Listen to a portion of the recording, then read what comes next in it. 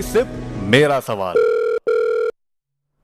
Hello and welcome. मैं हूं प्रियंका संभव। आपके लिए हर शाम को 4 बजे लाइव मेरी सिप मेरा सवाल ये शो खास लेकर आती हूं, जिसमें हम आपके म्यूचुअल फंड के पोर्टफोलियो को डिस्कस करते हैं। अगर आपको लग रहा है कि कहीं आपके पास ज़्यादा स्कीम्स तो नहीं है या कहीं बहुत कम स्कीम्स तो नहीं है, तो आप इसे कैसे रीबैलेंस करें ताकि बड़े बड़े फाइनेंशियल गोल्स आसानी से आप हासिल कर सकें। लेकिन हम म्यूचुअल फंड पोर्टफोलियो को डिस्कस करें उससे पहले बजट ने म्यूचुअल फंड इन्वेस्टर्स को कहीं ना कहीं हिला कर रख दिया है।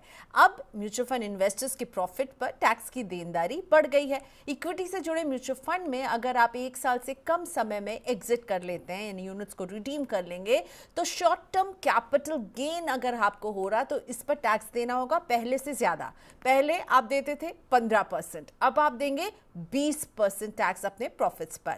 और अगर 1 साल के बाद आप इसे रिडीम करेंगे तो यानी ये लॉन्ग टर्म कैपिटल गेन जो आपको होगा उस पर टैक्स लगेगा। लेकिन हाँ, राहत की बात यह है कि 1,25,000 तक के गेन्स पर आपको कोई टैक्स नहीं लगेगा। और इसके अलावा जो भी आपको लॉन्ग टर्म कैपिटल गेन होगा उस पर अभी तक 10% टैक्स लगता था, अब 12.5% टैक्स कर दिया गया है। तो जेब से ज्यादा टैक्स का आउटगो किसे भी अच्छा नहीं लगता है, लेकिन सरकार अपने फैसले पर अटल है। हमने देखा वित्त सचिव टी सोमनाथन का एक कोट मैं पढ़ रही थी, आज अखबारों में बहुत प्राथमिकता से छपा है। भारत में कैपिटल गेन के जरिए कमाने वालों की संख्या सबसे तेजी से बढ़ी है। ऐसे में सरकार को अगर कमाई बढ़ानी, अपना रेवेन्यू बढ़ाना है, तो कैपिटल गेन क्लास पर ज्यादा टैक्स लगाना सही है। उन्होंने कहा कि कैपिटल गेन अपने आप में एक इनकम क्लास हो गई है और इस पर टैक्स लगाना जो है वो बिल्कुल सही है, क्योंकि इतना कैपिटल गेन लोगों को हो रहा है और सरकार इसे नजरअंदाज नहीं कर सकती है। और सरकार बार बार इसे दूसरे डेवलप्ड देशों से भी तुलना कर रही है जो टैक्स लगा है, और कहा जा रहा है कि भारत में अभी भी ये कम है दूसरे देशों के मुकाबले। तो इसका क्या मतलब निकालें? मुझे तो यही लग रहा है कि इसका मतलब यही निकल रहा है कि आने वाले समय में इस टैक्स के लिए आप तैयार रहिए कि ये बढ़ भी सकता है। और अभी आपको क्या करना है? क्या ये बहुत बड़ा झटका जैसे सभी टैक्स पेयर्स को लग रहा है? इन सब पर डिस्कस करने के लिए मेरे साथ जुड़ रहे हैं अल्फा कैपिटल के partner CFP doctor Mukesh Jindal. Thank you so much Mukesh ji, आपने वक्त निकाला मनी 9 के लिए। शुक्रिया सर। Thank you Priyanka. और अगर आप भी मुकेश सर से अपने सवाल पूछना चाहते हैं, अपने पोर्टफोलियो पर उनकी सलाह चाहते हैं, तो क्विकली आपको हम बता देते हैं किस तरह से आप अपने हम तक रीच आउट कर सकते हैं। 9311121874 ये है हमारा व्हाट्सएप नंबर। इसमें भेजिए अपने पोर्टफोलियोज, अपने क्वेश्चंस। ईमेल कीजिए money9query@tv9.com पर, और यूट्यूब पर लाइव भी आप हमसे अपने क्वेश्चन पूछ सकते हैं कमेंट बॉक्स में। थैंक यू जो लोग जुड़े हुए हैं लाइव। बेसिकली आप लोगों के सवालों से ही मुझे लगा कि हमें इससे बातचीत करनी चाहिए इस पर। सो मुकेश जी, सबसे पहले तो निवेशकों की जो म्यूचुअल फंड से कमाई पर ये जो टैक्स लगाया जा रहा है, आपको क्या लगता है, क्या वजह है? आपको क्या लग रहा है इसके पीछे क्या रैशनल है? हम जो वित्त सचिव को सुन रहे हैं, हम अपने वित्त मंत्री को सुन रहे हैं, उनका कहना है कि ये बिल्कुल सही किया गया है और ऐसा ही होना चाहिए गोइंग फॉरवर्ड। अगर हम अपने आप को एक डेवलप्ड कंट्री बनाएंगे और उस तरह का माहौल है, ये जो है आपके लिए ये इनेविटेबल था। आप अग्री करते हैं? देखिए प्रियंका जी, मेरे से अगर आप पूछोगे तो ये थोड़ा अनफॉर्चुनेट डिसीजन है कि इंडिया में इक्विटी के ऊपर कैपिटल गेन टैक्स बढ़ाया जा रहा है। जैसे सोमनाथन जी ने बताया कि उसका कारण क्या है कि काफी लोग स्टॉक मार्केट से पैसा बना रहे हैं। इनफैक्ट इंडिया में स्टॉक मार्केट की रैली मार्च 2020 से चल रही है, आज 4 साल पूरे हो गए, तो इन्वेस्टर्स ने बहुत पैसा स्टॉक मार्केट में बनाया है। तो स्वाभाविक है कि गवर्नमेंट ऑफ इंडिया चाहती है कि जो इन लोगों ने पैसा बनाया है इनसे हम थोड़ा ज्यादा टैक्स कलेक्शन करें। थॉट प्रोसेस ठीक है, बट मेरे को लगता है स्ट्रक्चरिंग में थोड़ी सी प्रॉब्लम है। सोमनाथन जी ने थोड़ा सा ये भी बताया कि डेवलप मार्केट में इतना high capital gain tax rate है तो इंडिया में भी ज्यादा होना चाहिए। तो मैं थोड़ा सा आंकड़ों के थ्रू एग्जाम्पल बताना चाहता हूं। अब अगर हम इंडिया में इक्विटी मार्केट की पार्टिसिपेशन की बात करें तो सिर्फ 3% of the population equity market में इन्वेस्ट करती है। और अगर यही आंकड़ा मैं यूएस की बात करूं तो यूएस में 55 या 55% ऑफ द पॉपुलेशन आबादी आपकी स्टॉक मार्केट में कर रही है। यूके में 33% कर रही है और चाइना में 13% कर रही है। तो इंडिया का जो पार्टिसिपेशन है वो 3%, और पहले तो वो 1-1.5% होता था, लास्ट 4 साल में थोड़ा सा बढ़ा है। हम अभी स्टॉक मार्केट में इन्वेस्ट करना हमने शुरू ही किया था। थोड़ा सा प्रियंका मैं इसमें ये भी इलैबोरेट करना चाहूंगा कि जो स्टॉक मार्केट का पर्पस होता है उसके दो पर्पस होते हैं। एक वो कंपनीज के लिए होता है कि कंपनीज पैसा रेज कर सके मार्केट में जाके अपनी ग्रोथ के लिए। दूसरा वो इन्वेस्टर्स के लिए भी होता है। जब कोई इकोनॉमी ग्रो करती है तो उसका स्वाभाविक है कि स्टॉक मार्केट भी बढ़ता है, और अगर इन्वेस्टर स्टॉक मार्केट में डाल रहे हैं तो अपनी इकोनॉमी की ग्रोथ में पार्टिसिपेट करता है। अब इंडिया बढ़ रहा है, स्टॉक मार्केट बढ़ रहा है, बट अनफॉर्चुनेटली सिर्फ 3% ऑफ द पॉपुलेशन इसका बेनिफिट उठा पा रही है। मेजॉरिटी ऑफ द पॉपुलेशन 97% को तो बेनिफिट ही नहीं हो रहा है। तो बहुत जरूरी है कि एक इमर्जिंग कंट्री में ज्यादा हाई टैक्स नहीं होना चाहिए। जैसे मैं आपको कुछ और आंकड़े बताता हूं, नंबर बताता हूं। मलेशिया है, चाइना है, वहां पे capital gain tax on listed equity 0% है। तो वो चार्ज नहीं कर रहे हैं क्योंकि उन्हें कैपिटल की जरूरत भी है, वो चाहते भी इन्वेस्टर पैसा बनाए। अगर हम अमेरिका की भी बात करें, अमेरिका में कैपिटल गेन टैक्स 0 है अगर कोई इन्वेस्टर साल के $47,000 की इनकम से नीचे है। तो स्वाभाविक है कि टैक्स एग्जेम्पशन जो छोटी लेवल पे इनकम पे उन्हें देना चाहिए था, जो कि अमेरिका भी फॉलो कर रहा है, अदर इमर्जिंग मार्केट भी फॉलो कर रहा है। मेरे को लगता है इसकी थोड़ी बेटर स्ट्रक्चरिंग हो सकती थी। जो एग्जेम्पशन गवर्नमेंट ने दिया है वो 1.25 लाख का दिया है, मेरे ख्याल से वो एग्जेम्पशन लिमिट 10 लाख की होनी चाहिए थी, ताकि जो मिडिल क्लास पॉपुलेशन है, सैलरीड पॉपुलेशन है, उनको टैक्स का इतना हिट नहीं होता। बट जो HNI है, अल्ट्रा HNI है, जो स्टॉक मार्केट को फुल टाइम कर रहे हैं, उनसे आप टैक्स ले सकते थे। राइट, तो वैलिड पॉइंट। इंटेंशन जब इन्वेस्टर्स कम हैं और आप चाहते हैं कि ये और जुड़े हैं, भारत की ग्रोथ स्टोरी में इनका बहुत बड़ा रोल है, क्योंकि हमने इस एक साल में भी देखा किस तरह से हम FIIs की तरफ हमेशा जो है उनके मूड पर और उनके टेक अवेज पर हम आश्रित रहते थे। लेकिन अब देखिए डोमेस्टिक इंस्टीट्यूशनल इन्वेस्टर और ये रिटेल इन्वेस्टर जो है वो बाजार को किस तरह से पुश करा है। अब ये बताइए मुकेश सर कि टैक्स के इस बदलाव से आपको क्या लग रहा है, एक म्यूचुअल फंड इन्वेस्टर को अपनी स्ट्रैटेजी बदलनी पड़ेगी, कुछ नया करना पड़ेगा, कुछ अलग हटके करना पड़ेगा?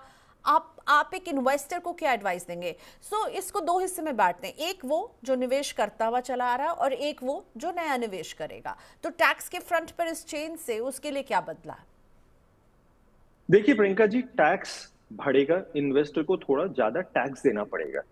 कई इन्वेस्टर्स इससे घबरा भी रहे हैं कि यार अब टैक्स काफी ज्यादा बढ़ गया है, अब इक्विटी फंड्स इतने अट्रैक्टिव नहीं है या स्टॉक मार्केट इतना अट्रैक्टिव नहीं है, अब हम कम इन्वेस्ट करेंगे। मेरे को लगता है ऐसा कुछ भी नहीं होना। अगर हम इम्पैक्ट की बात करें तो मेरे ख्याल से बहुत मिनिमल इम्पैक्ट है। मैं आपको थोड़ा सा समझाता हूँ इम्पैक्ट क्या है। अब अगर हम ये मान के चले कि स्टॉक मार्केट में साल के 15% का रिटर्न ऑन एन एवरेज निकल जाता है, हर साल नहीं लगता है निकलता, बट लॉन्ग टर्म में 15% की एवरेज निकल जाती है।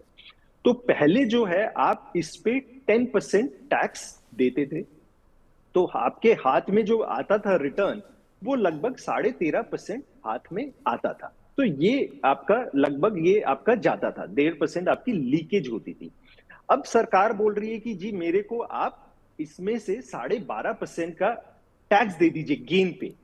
तो अब 15% पे आप 12.5% दे रहे हैं, पहले 10 दे रहे थे, तो 2.5% आपका टैक्स रेट बढ़ा है। तो 15% पे जो 2.5% होता है वो 0.375% होता है। तो आपका जो रिटर्न में इंपैक्ट आ रहा है वो बहुत ही मिनिमल आ रहा है, बहुत ज्यादा इंपैक्ट नहीं आ रहा है। तो एक तो आप ये दिमाग से निकाल दीजिए, थोड़ा माइंडसेट से क्लियर लाइए कि बहुत ज्यादा इस पे इंपैक्ट नहीं है। दूसरा, इक्विटी एक ग्रोथ एसेट है, ये सबसे ज्यादा आपको रिटर्न देता है। अगर आप इस समय भी पोस्ट टैक्स रिटर्न्स की बात करेंगे तो सबसे ज्यादा रिटर्न किसी भी आप एसेट क्लास में देख लीजिए, यहीं से आपका निकलेगा।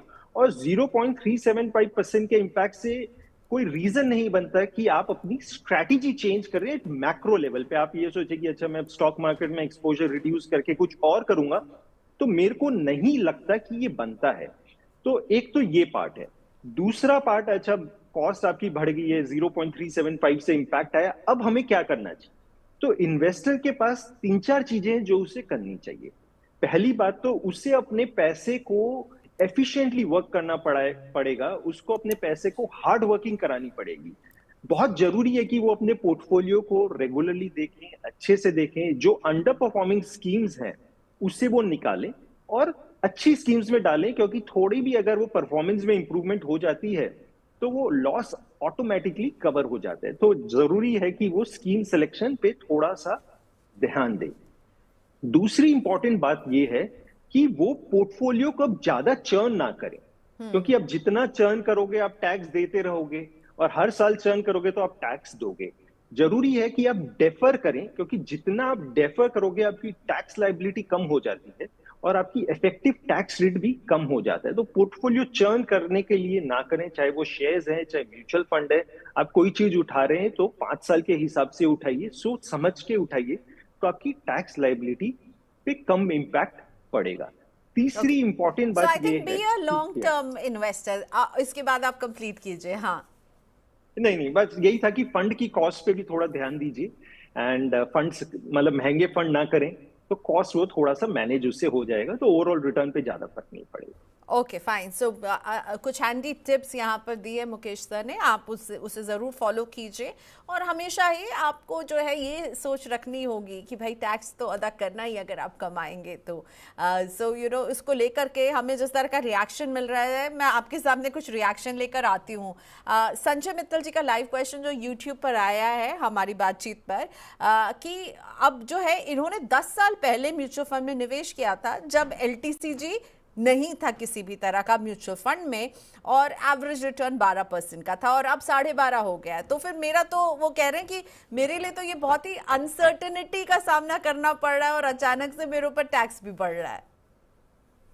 नहीं बिल्कुल, देखिए थोड़ा टैक्स बढ़ रहा है। पहली बात तो अगर हम देखें, संजय जी ने बताया उन्हें 12% पे रिटर्न प्री टैक्स बना रहे थे, तो पहले उस पे वो 10% टैक्स दे रहे थे, तो उनके हाथ में लगभग 10.5% की रिटर्न बैठ रही थी। अब अगर मैं रिटर्न की बात करूं, क्योंकि उसमें टैक्स बढ़ गया है, 12.5% का टैक्स लगेगा, तो अब उनको जो रिटर्न कम आएगा वो लगभग 0.3% आएगा। तो बहुत ज्यादा फर्क नहीं पड़ा है। पर अगर संजय जी की अगर हम बात करें, लास्ट 4-5 साल से मार्केट काफी चल रही है, वो बोल रहे हैं 12% रिटर्न आया है, मेरे ख्याल से वो रिटर्न बहुत कम है। संजय जी को कोशिश ये करनी चाहिए कि मैं इस 12 को 15 कैसे ले जाऊं, 16-17 कैसे ले जाऊं, ताकि पोस्ट टैक्स रिटर्न उनके हाथ में बेटर आए।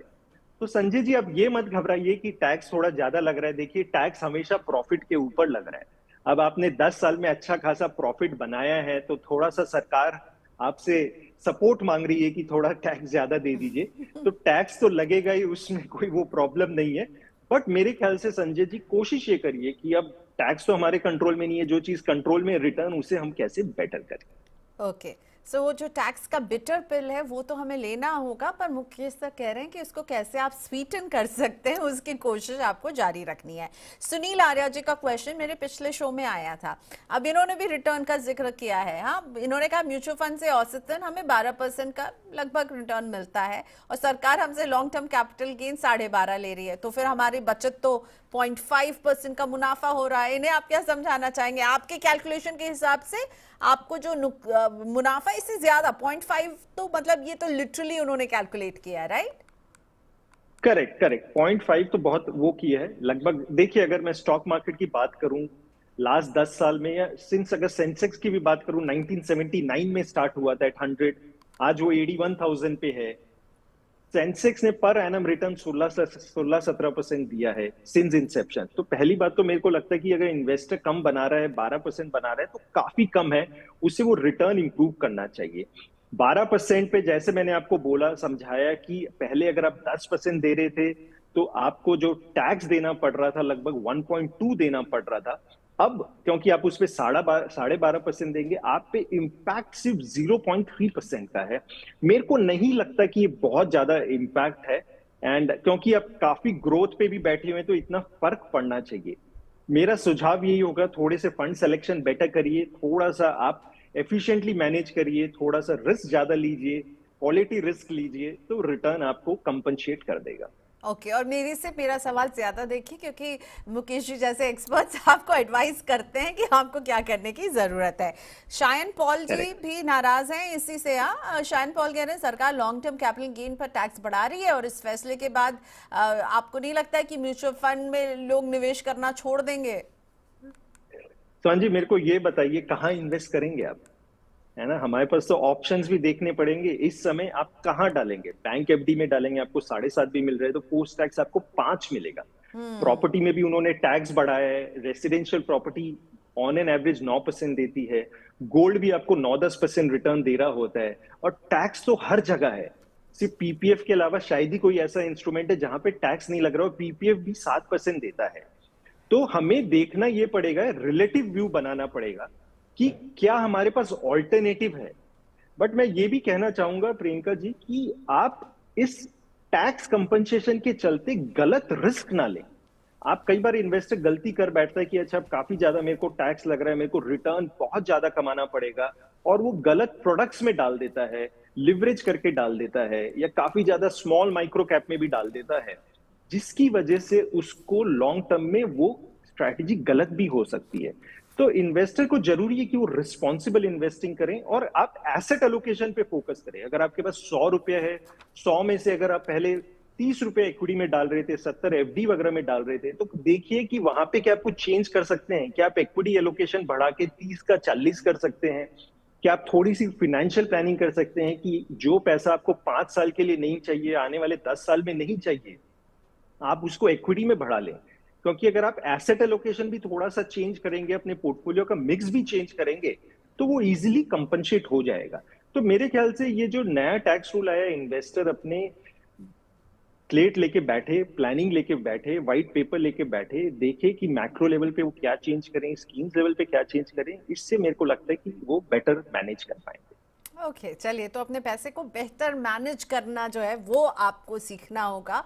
एक बार फिर से बैठ करके सब कुछ देखना होगा, आप कहाँ क्या निवेश कर रहे हैं, पोस्ट टैक्स रिटर्न आपको कितना मिलेगा, एवरेज रिटर्न वहां पर कितना मिल रहा है, और एक रिकैलकुलेशन, रिकैलिब्रेशन मैं कहूंगी की जरूरत है। ऑलराइट, चलिए अब हम अपने दर्शकों को भेजे गए पोर्टफोलियोज की तरफ बढ़ रहे हैं। अगर आप भी चाहते हैं कि हम आपके पोर्टफोलियो से जुड़ा हुआ सवाल लें, आपके पोर्टफोलियो को डिस्कस करें, सो 9311211874 ये है हमारा व्हाट्सएप नंबर। ईमेल करना चाहते हैं तो money9query@tv9.com पर ईमेल कीजिए, और यूट्यूब पर लगातार आप जिस तरह से सवाल पूछ रहे हैं वैसे ही पूछते रहिए। मेरे साथ अब सदानंद जी जुड़ रहे हैं, पश्चिम बंगाल से हैं। सदानंद जी नमस्ते, welcome to money 9 sir. Hello Sadanand ji, सुन रहे हैं? आपको मेरी आवाज आ रही है सर? हाँ, आपका आ रहा है, मेरा आवाज आ रहा है आपका? बिल्कुल बढ़िया आ रही है आवाज सर। नमस्ते, स्वागत है मनी 9 में। नमस्कार। नमस्कार मैडम, कैसे हैं सर आप? बढ़िया है, बढ़िया है, बोलिए। ओके, आपका पोर्टफोलियो है, मैं वो रीड आउट कर देती हूँ, फिर आप अपना सवाल पूछिएगा। सो सदानंद जी के पोर्टफोलियो में हमें नजर आ रहा है कि ये एचडीएफसी चिल्ड्रंस गिफ्ट फंड में एक निवेश करते हैं 2000 की SIP, HDFC mid cap opportunities fund में 3000 का निवेश कर रहे हैं, पराग पारिक फ्लेक्सी कैप में 4000 का निवेश है, ICICI prudential blue chip fund में इनका निवेश जा रहा है करीब 3000 का, आईसीआईसीआई प्रू का इक्विटी एंड डेट फंड में 2000 का निवेश कर रहे हैं, कोटक का मल्टी कैप होल्ड करते हैं 3000 का निवेश हर महीने कर रहे हैं, एचडीएफसी फ्लेक्सी कैप फंड में 2500 का निवेश कर रहे हैं, एसबीआई के स्मॉल कैप फंड में 1500 का निवेश कर रहे हैं, टाटा स्मॉल कैप फंड में 1000 का निवेश है, यूटीआई निफ्टी 50 इंडेक्स फंड में 2000 का निवेश है, मेरे asset large and mid cap fund में 2000 का निवेश है। तो टोटल सिप की वैल्यू सदानंद जी आप 25,000 रुपए हर महीने डाल रहे हैं, right? Sadanand ji yes yes. सो आप क्या अचीव करना चाहते हैं, क्या टारगेट है सर आपका? 2.5 CR है। Okay, in 12 years this is what you want to accumulate from this investment, right? Yes yes yes. Okay, या बढ़ाना होगा, या क्या कितना दिन बढ़ाने से एक्युमुलेट हो पाएगा? Okay right. मुकेश सर, आपके पास यहाँ पे सदानंद जी का पोर्टफोलियो है, आप भी अपने स्क्रीन पर देख पाएंगे। 25,000 is what he is investing every month.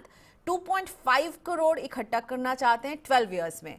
इनको क्या अपने और निवेश बढ़ाना चाहिए? आपको इनकी स्कीम्स कैसी लग रही है, आपका व्यू? देखिए सदानंद जी को प्रियंका मैं सबसे पहले बधाई देना चाहूंगा कि 12 साल की वो इन्वेस्टमेंट्स के लिए 2.5 करोड़ बहुत बड़ा आंकड़ा लग रहा होगा कई लोगों को, और वो आज के दिन एसआईपी कर रहे हैं म्यूचुअल फंड्स में।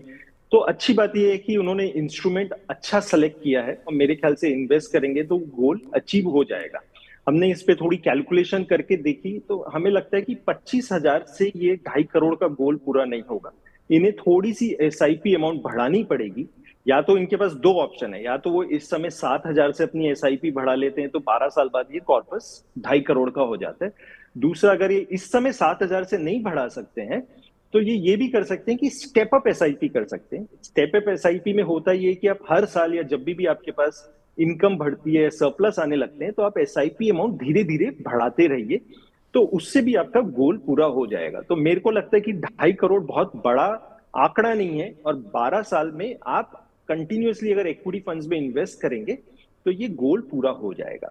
अब अगर मैं स्कीम सिलेक्शन की बात करूं, कॉम्पोजिशन की, स्ट्रक्चरिंग की बात करूं, एक मेरे को लगता है कि जो नंबर ऑफ स्कीम्स ली है इन्होंने काफी ज्यादा ली है। 11 स्कीम्स है इनके पास, इतने स्कीम्स की जरूरत नहीं होती है।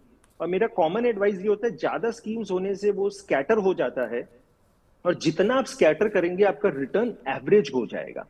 बेटर ये होता है आप कम स्कीम्स रखें जिससे आपका ब्रॉड डाइवर्सिफिकेशन हो जाए और जिससे हमारा रिटर्न पर्पस सॉल्व हो जाता है।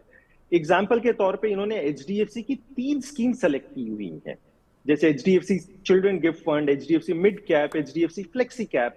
अब 3 को आपको जरूरत नहीं है, एक फंड हाउस से आप एक ही ले ले तो चलेगा, क्योंकि जनरली हम देखते ये हैं कि अगर फंड हाउस जब अंडर परफॉर्म कर रहा होता है तो उसके तीनों स्कीम्स अंडर परफॉर्म कर रही होती हैं, तो बहुत ज्यादा बेनिफिट नहीं होता। मेरे को लगता है कि नंबर ऑफ स्कीम्स आप रिड्यूस कर सकते हैं, कुछ अर्जेंट करने की जरूरत नहीं है, ग्रेजुअली आप नंबर ऑफ स्कीम्स रिड्यूस कर सकते हैं। इसमें मैं सजेस्ट करूंगा कि जो स्कीम्स जहां पे मेरे को लगता है कि प्रॉब्लम है स्कीम्स में या अंडर परफॉर्मेंस है, जैसे कि एचडीएफसी चिल्ड्रन फंड है, वहां पे आप एसआईपी स्टॉप कर दीजिए। ICICI equity and debt fund एक हाइब्रिड फंड है, उसमें लगभग 65% डेट होता है, क्योंकि 12 साल का टाइम होराइजन है, तो मैं आपको हाइब्रिड फंड रिकमेंड नहीं करूंगा, तो आप उसे वहां स्टॉप कर सकते हैं। एक एसबीआई स्मॉल कैप फंड है, वो भी अंडर परफॉर्म कर रहे हैं, वहां पे आप स्टॉप कर सकते हैं। और इसमें मैं आपको आपके 3 एग्जिस्टिंग फंड ही रिकमेंड करूंगा जहां पे आप रिप्लेस कर सकते हैं, इंक्रीमेंटल एसआईपी भी आप कर सकते हैं, जैसे टाटा स्मॉल कैप है, एक यूटीआई का निफ्टी इंडेक्स फंड है, और एक कोटक मल्टी कैप फंड है। तो ये 3 फंड्स आप ऐड कर लें और थोड़ा सा स्टॉप कर ले। ज्यादातर आपके फंड्स अच्छे हैं, कोई प्रॉब्लम वाली बात नहीं है, बट नंबर ऑफ स्कीम्स करने से क्या होता है, कम करने से मैनेज बेटर हो जाता है। सिंप्लीफिकेशन में आप फोकस करिए तो जर्नी ज्यादा बेटर हो जाएगी। ओके, सो सदानंद जी, बिल्कुल 2.5 करोड़ इज अचीवेबल, हमारे एक्सपर्ट का कहना है। थोड़ा सा कंसोलिडेट कीजिए, क्योंकि एक ही एएमसी की 3 स्कीम्स रखने की जगह आप एक स्कीम से स्टिक कीजिए, वो ज़्यादा बेटर होगा। और कैसे आपको कंसोलिडेट करना है, कोई एक्स्ट्रा स्कीम आपको नहीं जोड़नी है, जो मौजूदा है ना उसमें टाटा स्मॉल कैप और कोटक का मल्टी कैप है, I think, yes, Kotak multi cap जैसी स्कीम में आप अपने निवेश को डाइवर्ट कर दीजिए। ऑलराइट, चलिए, आई होप हम आपकी मदद कर पाए हो। अब मैं लूंगी डिम्पल आर्या का पोर्टफोलियो, जो हमें यूट्यूब पर लाइव आया था। तो डिम्पल आर्या हमें बता रही हैं कि ये अभी 14,000 रुपए की सिप कर रही हैं। निपॉन का मल्टी कैप है इनके पास। आईसीआईसीआई ब्लू चिप में 2,000 रुपए का हर महीने निवेश करती हैं। Franklin India Templeton build India में 2,000 का निवेश है। फ्रैंकलिन अपॉर्चुनिटी फंड में 2,000 का निवेश कर रही हैं। पराग पारिक के फ्लेक्सी कैप में 3,000 का निवेश है। निपॉन के स्मॉल कैप में भी 1,500 का निवेश कर रही हैं। 2 से 3 करोड़ का लक्ष्य हासिल करना है। 14,000 का निवेश है और इनके पास समय काफी लंबा है, 20 इयर्स। सो डिम्पल जी का ये ड्रीम अचीवेबल है, 2 से 3 करोड़। देखिए, अगर डिम्पल जी के पोर्टफोलियो की बात करूं तो मेरे को लगता है प्रियंका ये आपका शो काफी फॉलो कर रही है, क्योंकि इनके पास स्कीम सारी अच्छी हैं एंड मेरे को लगता है कि रिटर्न यहाँ से बेटर निकलना चाहिए। कोई ऐसी अंडर परफॉर्मिंग स्कीम्स नहीं है, इंस्टीट्यूशन डाइवर्सिफिकेशन भी अच्छा है। बट एक बहुत इंपॉर्टेंट बात है कि इनका टाइम होराइजन जो है वो 20 साल का है, और 20 साल के टाइम होराइजन में पोर्टफोलियो बहुत सेफ हो सकता है। आप क्वालिटी रिस्क अपने पोर्टफोलियो में ले सकते हैं। जैसे मैं उदाहरण के तौर पे आपको बताता हूँ, जनरली जो लार्ज कैप होते हैं फंड्स वो 13-14% रिटर्न दे रहे होते हैं। जो मिड कैप है वो 16-17% रिटर्न दे रहे होते हैं, और जो स्मॉल कैप है वो 18-19-20% रिटर्न दे रहे होते हैं। तो mid cap small cap generally long term में काफी अच्छा रिटर्न देते हैं, और पोर्टफोलियो का रिटर्न बढ़ाने का उनमें पोटेंशियल होता है।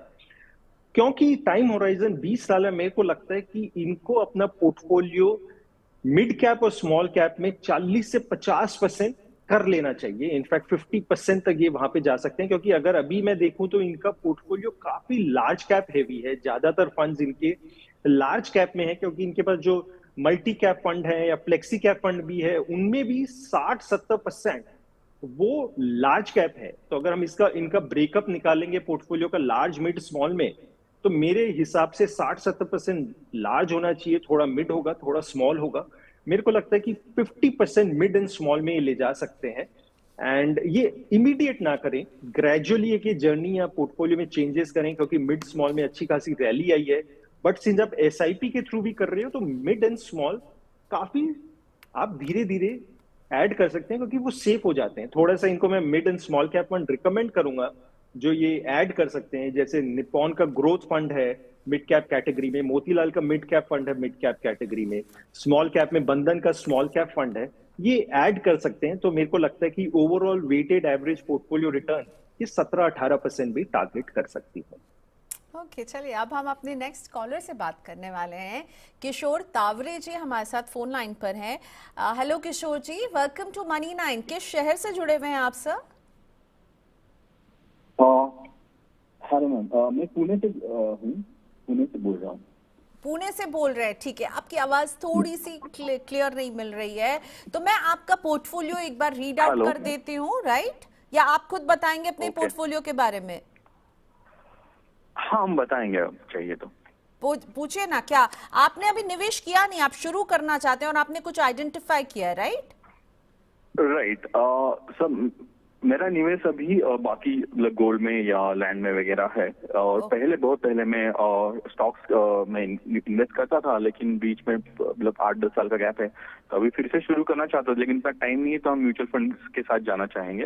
और मैं 50,000 के आसपास, बहुत सही कर रहे हैं आप। तो 50,000 के आसपास अभी मेरा मंथली एसआईपी करने का, या फिर मैं खुद डालूंगा जैसे मुझे टाइम ये मिलता है वैसे। तो हर महीने 50,000 रुपए के एसआईपी का इन्वेस्टमेंट होगा। और मैंने जो फंड सिलेक्ट किया है ये है UTI Nifty 50 index fund, direct growth वाला। 35% उसमें जाएगा, तो 17,500 रुपए हो जाता है। उसके बाद पराग पारेख का फ्लेक्सी कैप है, और 25% उसमें जाएगा, तो 12,500 रुपए हो जाता है। उसके बाद है निप्पॉन इंडिया का ग्रोथ फंड, जिसमें 15% जो कि 7,500 के आसपास होगा। और क्वांट स्मॉल कैप में 5,000 रुपए जो कि 10% हो रहा है।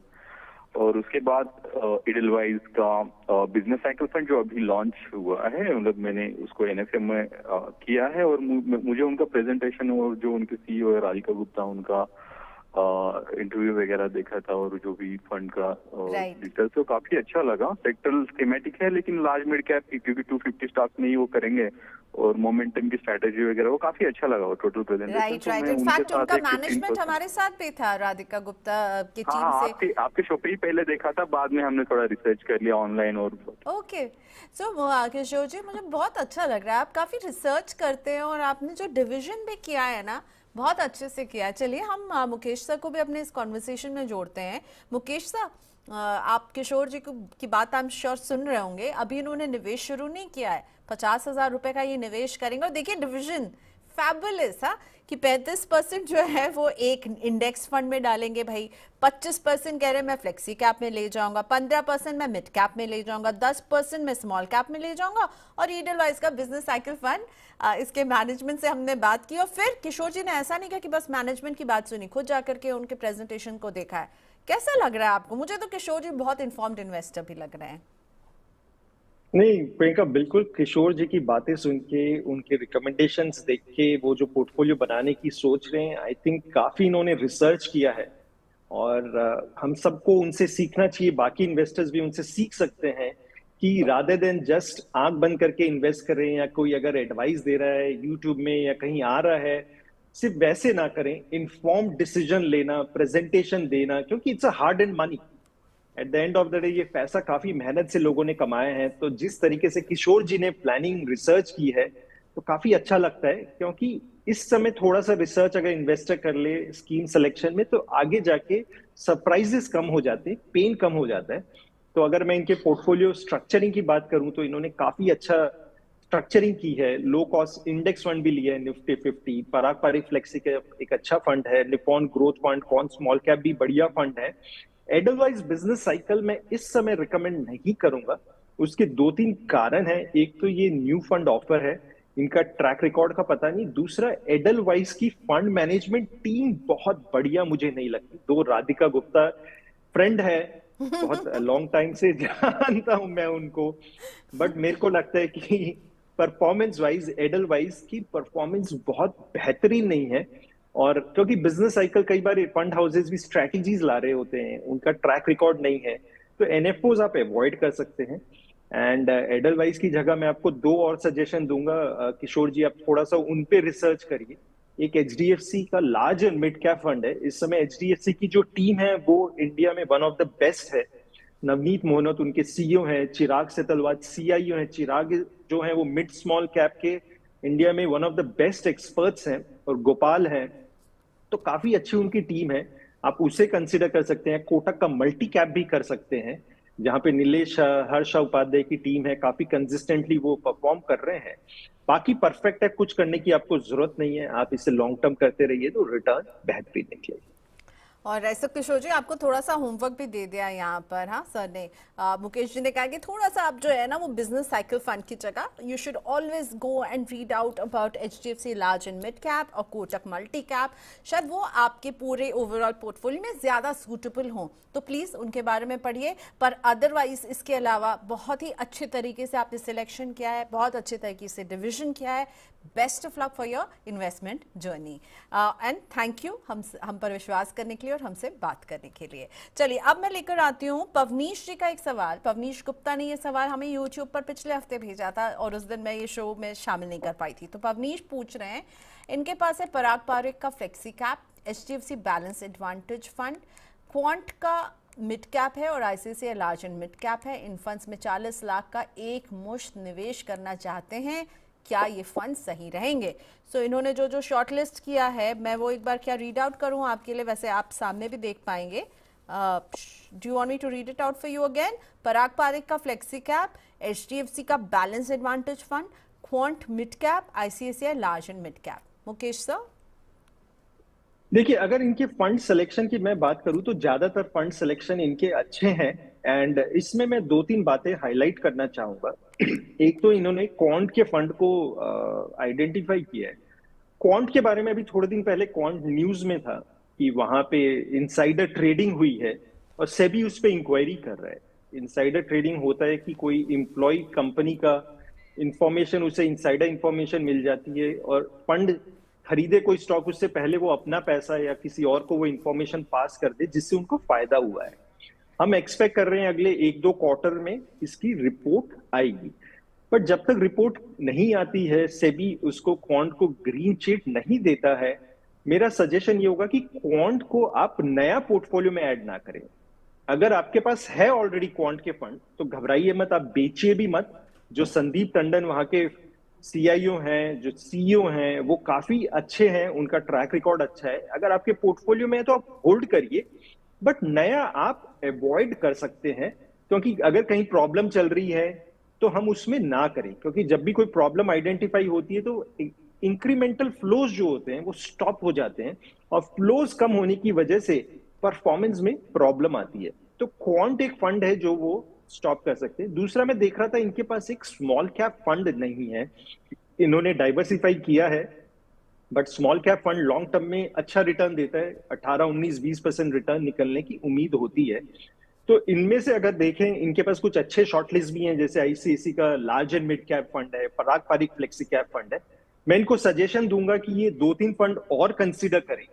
एक एचडीएफसी का बीएससी 500 इंडेक्स फंड है, मेरे से आप पूछोगे तो ये मेरा फेवरेट इंडेक्स फंड है।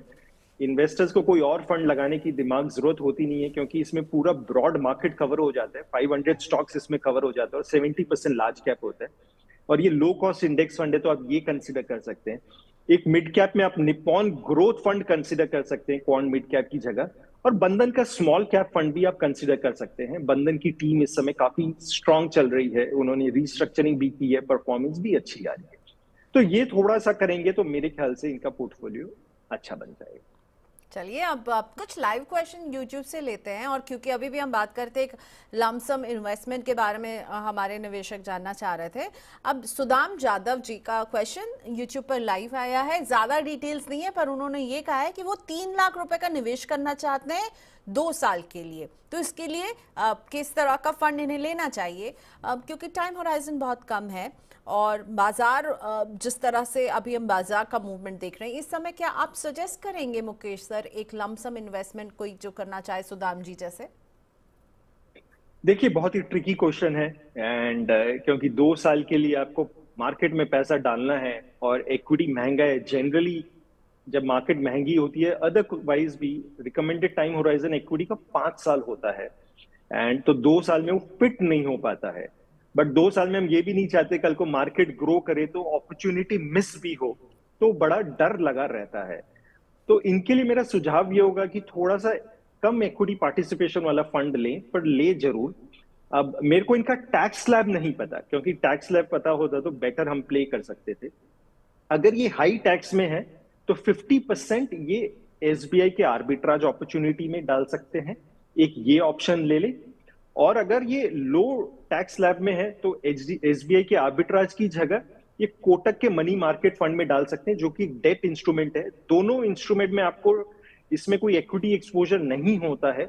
ये आपको 7 साढ़े 7 की यील्ड देगा और ये आप कभी भी निकाल सकते हैं, जब भी जरूरत हो आप निकाल सकते हो। इसमें कोई मार्केट एक्सपोजर नहीं होता।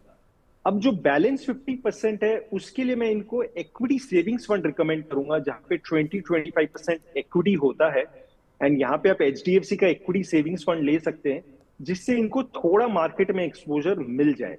तो ओवरऑल अगर हम देखें तो मैं इन्हें 10-15% इक्विटी में लेने के लिए रिकमेंड कर रहा हूँ, बट इनके एग्रेसिवनेस के ऊपर है। अगर ये इनको लग रहा है कि थोड़ा और इक्विटी लेना चाहते हैं तो आप इक्विटी सेविंग्स में ज्यादा ले सकते हैं। बट 2 साल थोड़ा सा कम टाइम होराइजन है, स्पेशली जब मार्केट चढ़ी हुई है, तो कंजर्वेटिवली प्ले करना मेरे लिए रिकमेंड करूंगा इनको। ऑलराइट, चलिए नेक्स्ट क्वेश्चन लेकर आते हैं हम आपके लिए एसएस यादव जी का। नाउ इनका क्वेश्चन है कि 2 स्कीम्स के बारे में पूछ रहे हैं और दोनों ही जो है वो पैसिव फंड है, एक रूल बेस्ड इन्वेस्टिंग से है। एक यूटीआई निफ्टी 50 इंडेक्स फंड और DSP Nifty 50 equal weight index fund में निवेश है।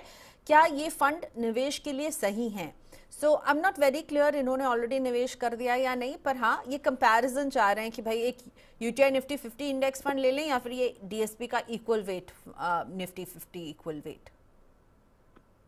देखिए, अगर मैं यादव जी के सवाल की बात करूं, ये बहुत ही इंटरेस्टिंग क्वेश्चन है एंड इंटरेस्टिंग इसलिए है क्योंकि कई लोग सोचते होंगे कि निफ्टी 50 और निफ्टी 50 इक्वल वेट में फर्क क्या है, कई बार पता नहीं। मैं थोड़ा सा क्लेरिफाई करता हूं इनमें फर्क क्या है। जो निफ्टी 50 है वो टॉप 50 कंपनीज में पैसा डालेगा bye market cap. Market cap मतलब मार्केट कैपिटलाइजेशन के हिसाब से जो टॉप 50 कंपनीज में जिसका सबसे ज्यादा वेट है उसमें सबसे ज्यादा वो एलोकेशन करेगा। रिलायंस, एचडीएफसी, इनका अगर वेट ज्यादा है तो उन स्टॉक्स में ज्यादा वेट होगा, और जो कम नीचे वाली कंपनीज हैं जिनका वेट इंडेक्स में कम है तो उसमें कम एक्सपोजर जाएगा। तो ये हो गया निफ्टी 50 इंडेक्स फंड, जो कि यूटीआई का है, जिसमें प्रोपोर्शन जो एलोकेशन है स्टॉक्स में वो वेरी करता है। बड़ी कंपनी में ज्यादा होता है, छोटी कंपनी में कम होता है। अब अगर मैं डीएसपी के निफ्टी 50 इक्वल वेट की बात करूं, ये भी इंडिया की टॉप 50 कंपनीज में डाल रहा होता है बाय साइज, बट इसमें चेंज ये आता है कि वो टॉप 50 कंपनीज में इक्वल डालेगा। सारी कंपनीज में 2-2% डालेगा, चाहे वो रिलायंस है चाहे एचडीएफसी के नीचे की कंपनीज है। तो ये 2 डिफरेंट टाइप के फंड्स हैं, वेटेज का फर्क होता है इनमें। अब इनमें कौन सा बेटर है, देखिए इनकी 2 बातें हैं। बातें ये हैं, अगर थियोरेटिकली बात करूं तो जो डीएसपी का निफ्टी 50 इक्वल वेट फंड है वो अच्छा करना चाहिए। अच्छा करने का कारण क्या होता है कि भाई छोटी कंपनी इवेंचुअली बड़ा बनेगी तो वो रिटर्न ज्यादा देगी। तो जनरली रिसर्च के हिसाब से, एम्पिरिकल रिसर्च के हिसाब से देखा गया है कि निफ्टी 50 इक्वल वेट ज्यादा रिटर्न बेटर देना चाहिए। बट यहाँ पे कैच है, कैच ये है, फ्लोज का कैच है। क्योंकि निफ्टी 50 एक ऐसा इंडेक्स फंड है जिसमें सबसे ज्यादा इंडिया में फ्लोज आते हैं, क्योंकि प्रोविडेंट फंड का जो एम्प्लॉय प्रोविडेंट फंड का पैसा है वो सबसे ज्यादा आपके निफ्टी 50 इंडेक्स फंड में आता है। तो जो निफ्टी 50 इंडेक्स फंड है, जिस फ्लो में वो डिप्लॉय कर रहा है वो स्टॉक ज्यादा बढ़ने लगते हैं। तो होता क्या है, क्योंकि फ्लोज निफ्टी 50 इंडेक्स फंड में ज्यादा है तो उनके हिसाब से जिस स्टॉक्स में ज्यादा एलोकेशन है वो ज्यादा परफॉर्म कर रहा होता है। तो हमने देखा ये है कि यूटीआई निफ्टी 50 की performance DSP Nifty equal weight से ज्यादा है, और ये फेनोमेना इंडिया में नहीं, इवन यूएस में भी अगर आप देखें, यूएस का अगर आप S&P 500 इंडेक्स भी लें, प्योर S&P 5 लें या इक्वल वेट लें, तो प्योर S&P 5 ज्यादा अच्छा कर रहे हैं, क्योंकि जो वहां बड़ी कंपनी है जैसे गूगल, माइक्रोसॉफ्ट, एप्पल, अमेजॉन, वो ज्यादा तेजी से बढ़ रही है। तो बट जिस दिन वहां करेक्शन आएगा तो आप देखेंगे इक्वल वेट। तो अगर मेरे को दोनों में चूज करना होगा तो मेरा सजेशन ये होगा कि आप इस समय यूटीआई निफ्टी 50 करें, लो कॉस्ट है, सिंपल है और सबसे सेफ फंड है। ओके, सो रूल बेस्ड वाला जो इंडेक्स फंड है उसके मुकाबले आपको लग रहा है जो वनीला इंडेक्स फंड है उसमें आपको बेटर रिटर्न जनरेट करने की कैपेसिटी दिख रही है। ओके, चलिए चंद्रकांत राणा जी का हम लेकर आते हैं पोर्टफोलियो। चंद्रकांत राणा जी कहाँ कहाँ निवेश करते हैं आपको बताती हूँ। HDFC मिड कैप में 5,000 रुपए का निवेश कर रहे हैं। ICICI का फ्लेक्सी कैप है जिसमें 2,500 का निवेश है इनका। क्वांट इंफ्रास्ट्रक्चर फंड में 7,500 का निवेश है मिस्टर राणा का। निपॉन के स्मॉल कैप में 2,500 का निवेश है। पराग पारिक के फ्लेक्सी कैप में अगेन 7,500 का निवेश जा रहा है और ICICI मल्टी एसेट फंड में 5,000 का निवेश है। सो 1 2 3 4 5 6 स्कीम्स हैं और पूछ रहे हैं कि मुझे ये बताइए कि इनमें से खराब कौन सा है यानी कि इन्हें इनसे निकल जाना चाहिए क्या मुकेश सर? देखिए, अगर इनके पोर्टफोलियो की बात करें तो इनके पोर्टफोलियो में अच्छे फंड्स हैं। Parag Parikh flexi cap, ICICI multi asset fund है, इन्होंने अपनी स्कीम में HDFC मिड कैप भी लिया हुआ है, ICICI फ्लेक्सी कैप भी लिया हुआ है, इनके पास स्मॉल कैप भी है निपॉन का, और क्वांट का इंफ्रास्ट्रक्चर फंड है। तो अगर हम बैलेंस की बात करें in terms of small, mid, large, तो काफी अच्छा डाइवर्सिफिकेशन इनके पास ऑलरेडी है। तो मेरे को नहीं लगता इनको बहुत ज्यादा चेंज करने की जरूरत है। एक ही इसमें मेरे को लगता है प्रॉब्लमेटिक जो है वो है क्वांट इंफ्रास्ट्रक्चर फंड। इसमें 2 प्रॉब्लम है, जैसे मैंने थोड़ी देर पहले बताया। क्वांट में इस समय इंक्वायरी चल रही है सेबी की, इनसाइडर ट्रेडिंग की। मेरे को पर्सनली नहीं लगता कि प्रॉब्लम आनी चाहिए, बट जब 1 क्वार्टर या 2 क्वार्टर के बाद रिपोर्ट आएगी तो हो सकता है प्रॉब्लम आए। तो इंक्रीमेंटल फ्लो आप क्वांट में एक बार फिलहाल के लिए रोक सकते हैं, एग्जिस्टिंग में चेंज ना करें। दूसरा, ये एक क्वांट इंफ्रास्ट्रक्चर थीमेटिक फंड है। थीमेटिक फंड में होता क्या है कि वो रिटर्न भी ज्यादा देता है, बट जब करेक्शन आता है तो गिरता भी ज्यादा है। इसमें आपको टाइमिंग 2 बार करने की जरूरत होती है। एंट्री भी राइट टाइम पे करना पड़ेगा, एग्जिट भी राइट टाइम पे करना पड़ेगा। अगर आपने एग्जिट राइट टाइम में नहीं किया तो आपको हो सकता है 10-15 साल तक रिटर्न अच्छा ना मिले। जस्ट आपकी मेमोरी के लिए मैं बताऊं, 2004 से 8 की रैली आई थी, उस समय infrastructure fund, Reliance diversified and power होता था, HDFC इंफ्रास्ट्रक्चर फंड होते थे, वो टॉप परफॉर्मिंग होते थे। DSP का इंफ्रास्ट्रक्चर फंड था, टाइगर फंड। जब वो क्रैश हुए, अगर इन्वेस्टर ने 2008 में वो पैसों को नहीं निकाला तो उनको रिकवरी होने में 12-15 साल लग गए। तो मैं अगर मान के चलूं, मैं ये बिल्कुल मना नहीं कर रहा हूं, हो सकता है चंद्रकांत राणा जी एक इन्फॉर्म्ड इन्वेस्टर हैं। अगर आप इन्फॉर्म्ड हैं, डाल रहे हैं सोच समझ के, तो मेरी ओनली रिक्वेस्ट है कि आप सही टाइम पे निकाल लीजिएगा। बट अगर आपको लगता है कि ये आप नहीं कर पाएंगे, आप टाइम नहीं दे पाएंगे, तो कोई और डाइवर्सिफाइड फंड आप सेलेक्ट करें।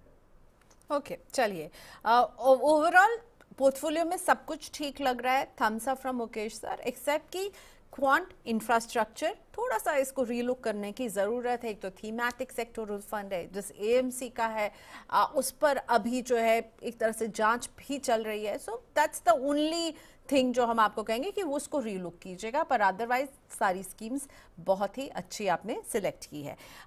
BK हिरेन जी का लाइव क्वेश्चन ये भी हमें यूट्यूब पर आया है। तो ये जो है 45,000 की सिप कर रहे हैं और इनके पास क्या क्या है वो आपको बताते हैं। क्वांट स्मॉल कैप फंड 6,000 की सिप, HDFC के मिड कैप में 6,000 की सिप कर रहे हैं, 12,000 यहाँ हो गए। इसके अलावा Tata Nifty mid cap 150 momentum 50 index fund, इसमें 6,000 की सिप है। SBI PSU फंड अगेन 6,000 की सिप यहाँ पर भी ये कर रहे हैं। इसके बाद निपॉन इंडिया का एक स्मॉल कैप फंड होल्ड करते हैं। क्वांट फ्लेक्सी कैप फंड है, ICICI प्रूडेंशियल का इंडिया अपॉर्चुनिटीज फंड है और HDFC के डिफेंस फंड में भी निवेश कर रहे हैं। सो हम देख रहे हैं कि 2 थीम्स इन्होंने पिक की है, एक PSU SBI के PSU फंड में निवेश है और एक HDFC के डिफेंस फंड में भी 3,000 का निवेश चल रहा है। अब तो फ्रेश निवेश ये बंद कर रहे हैं अपनी स्कीम में। पर हिरेन साहब का ये जो नज़रिया है 15 से 20 साल का है। सो मुकेश जी, आपको कैसा लग रहा है हिरेन जी का ये पोर्टफोलियो?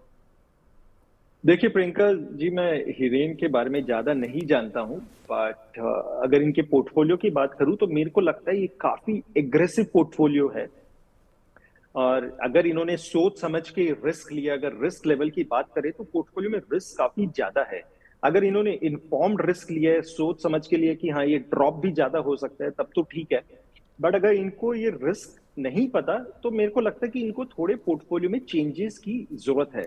कई बार मेरे को ये भी लगता है इन्वेस्टर पास परफॉर्मेंस को देख के इन्वेस्ट कर रहा होता है कि जिन फंड ने पास में अच्छा दिया है उन्हें हम पिक कर ले। जैसे अगर इनके फंड में हम देखें, पास में एचडीएफसी डिफेंस फंड ने सबसे ज्यादा रिटर्न दिया है, या पीएसयू फंड है इनके पास, उसने बहुत ज्यादा रिटर्न दिया है, या इन्होंने मिड कैप के मोमेंटम फंड को उठाया। मेरे को नहीं पता, अगर ये समझते हैं कि मिड कैप का मोमेंटम फंड क्या करता है और उसका एग्रेसिव लेवल क्या है, तो वो काफी ज्यादा मेरे को लगता है कि उस पर उन्हें सोचना चाहिए।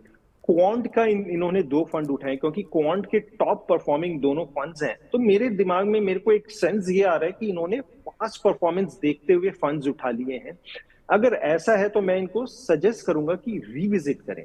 बट अगर ऐसा नहीं है, इनको लगता है कि रिस्क इनको ये हैंडल कर सकते हैं, तो ठीक है।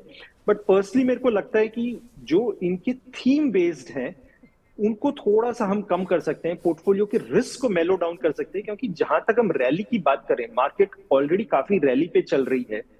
मुझे लगता है कि हम रैली के समवेयर मिड लेवल पे हैं, क्योंकि मार्केट ओवर वैल्यूड है, 20-25-30% तक ओवर वैल्यूड है। तो थोड़ा सा अगर ये मॉडरेट डाउन करेंगे तो हो सकता है अपना जो प्रॉफिट है वो प्रोटेक्ट कर पाएंगे। क्योंकि मार्केट में जब इन्वेस्टर आता है तो सिर्फ ये नहीं है कि प्रॉफिट आपको बनाना है, प्रॉफिट आपको घर भी लेके जाना है। ऐसे नहीं होना चाहिए मार्केट क्रैश होगी तो प्रॉफिट सारा साफ हो गया, तो फिर इसका मेहनत का फायदा नहीं होगा। तो मेरे को लगता है कि ये मेलो डाउन करें अपने पोर्टफोलियो के रिस्क को। जो डिफेंस फंड है, या आपके पीएसयू फंड है, या मिड कैप का मोमेंटम फंड है, काफी एग्रेसिव है। क्वांट के आपने 2 फंड उठा रखे हैं, इनमें आप एक लें और थोड़ा डाइवर्सिफाइड करें। थोड़े से जो बेटर लो रिस्क फंड है, जैसे एचडीएफसी का आपके पास बीएससी 500 इंडेक्स फंड है, या कोटक का मल्टी कैप फंड है, या आईसीसी का large and mid cap fund है, ये थोड़ा सा ऐड करेंगे तो आपका पोर्टफोलियो मेलो डाउन हो जाएगा। ओके, सो हिरेन जी, बहुत ही अग्रेसिव पोर्टफोलियो है और हमारे एक्सपर्ट का कहना है मेलो डाउन कीजिए इसको। Thank you so much. बहुत सारे लोग लाइव जुड़े हुए हैं और अब आप लोगों से बात करके हमें भी बहुत अच्छा लगता है। इसी तरह से जुड़े रहिए, हमारा भी जो है हौसला बढ़ता है इससे। चलिए, मौसमी दास जी का क्वेश्चन लेते हैं। Now this is one of my favourite question, क्योंकि मुझे लगता है म्यूचुअल फंड यही करते हैं। जैसे मौसमी पूछ रही है कि इनकी बेटी की उम्र अभी 14 साल है और उसके लिए वो एक मुश्त निवेश करना चाहती हैं। 10 साल का नजरिया है, तो कहाँ उन्हें निवेश करना चाहिए? उन्होंने हमें अमाउंट नहीं बताया, पर हाँ 10 साल के लिए, अगर 14 साल के बच्चे के लिए किसी को एक मुश्त लमसम निवेश करना हो, तो मुकेश सर आपका क्या व्यू पॉइंट रहता है? क्या सजेस्ट करेंगे मौसमी जी को? देखिए, मौसमी जी को तो पहली बात मैं कॉन्ग्रेचुलेशन करना चाहूंगा कि उन्होंने सेलेक्ट किया म्यूचुअल फंड्स को इन्वेस्टमेंट्स के लिए। ये सबसे बड़ा डिसीजन होता है, क्योंकि मेरे को लगता है इस समय अभी भी म्यूचुअल फंड का पार्टिसिपेशन इंडिया में कम है, कई लोगों को कॉन्फिडेंस नहीं होता। तो अगर आप सेलेक्ट कर रहे हैं तो मैं आपको मौसमी जी एश्योरेंस देना चाहूंगा कि अगर आप इसमें इन्वेस्ट करेंगे, डिसिप्लिन बना के रखेंगे, तो आपको सरप्राइजेस कम होंगे और एक्सपीरियंस अच्छा होगा। अब इसमें समझने की बात यह है कि आप जब म्यूचुअल फंड कर रहे हैं तो कहाँ करें, कौन सी स्कीम में करें।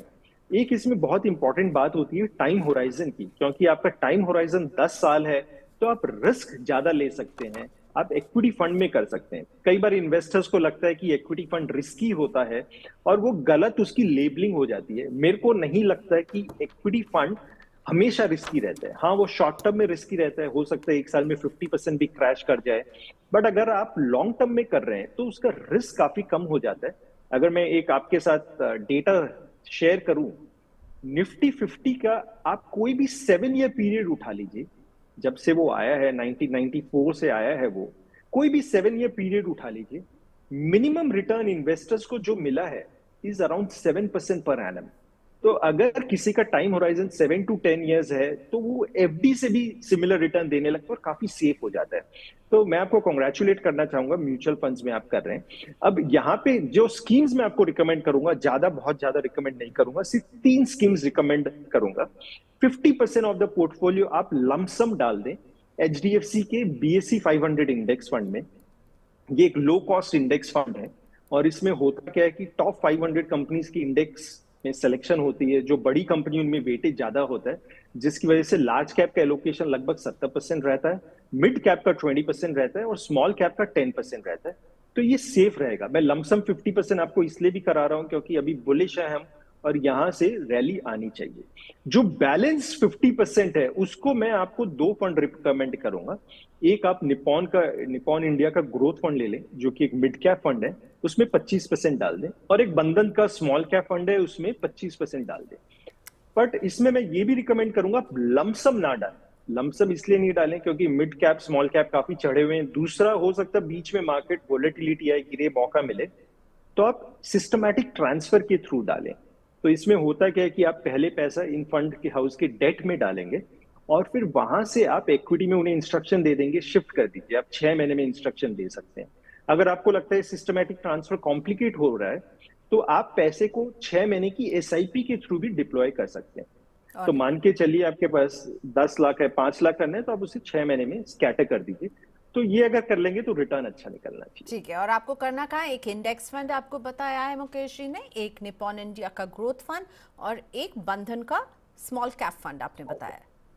ओके, चलिए एक और क्वेश्चन ले लेते हैं काकोली जी का, और ये आज के दिन का लास्ट क्वेश्चन होगा। हम फिर से मुकेश जी को लेकर आएंगे और भेजते रहेगा सवाल, कल के शो में भी हम शामिल करेंगे। सो काकोली के पोर्टफोलियो को एक बार से रिव्यू कर दीजिए।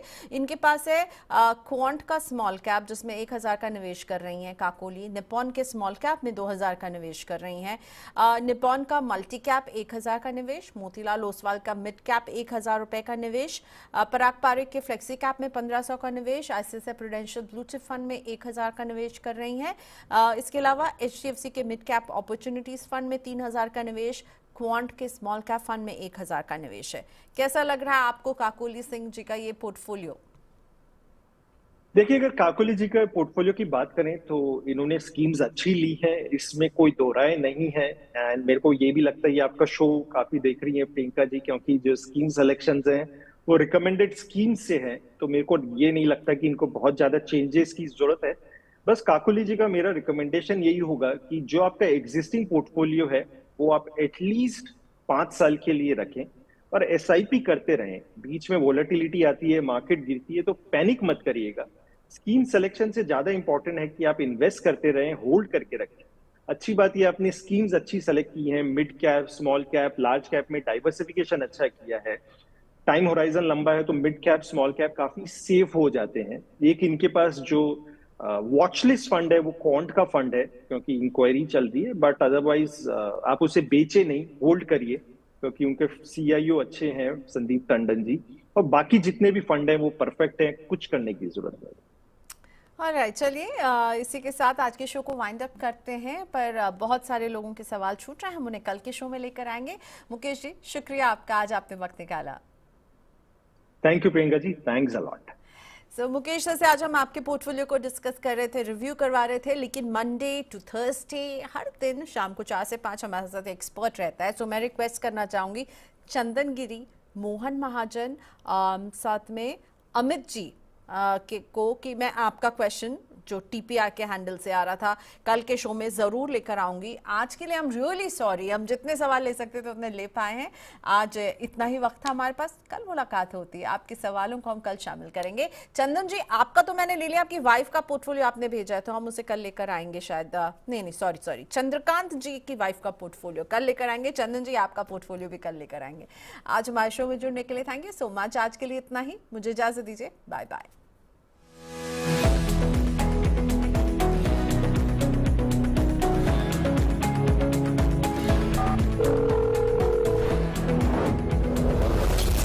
मेरी सिप मेरा सवाल।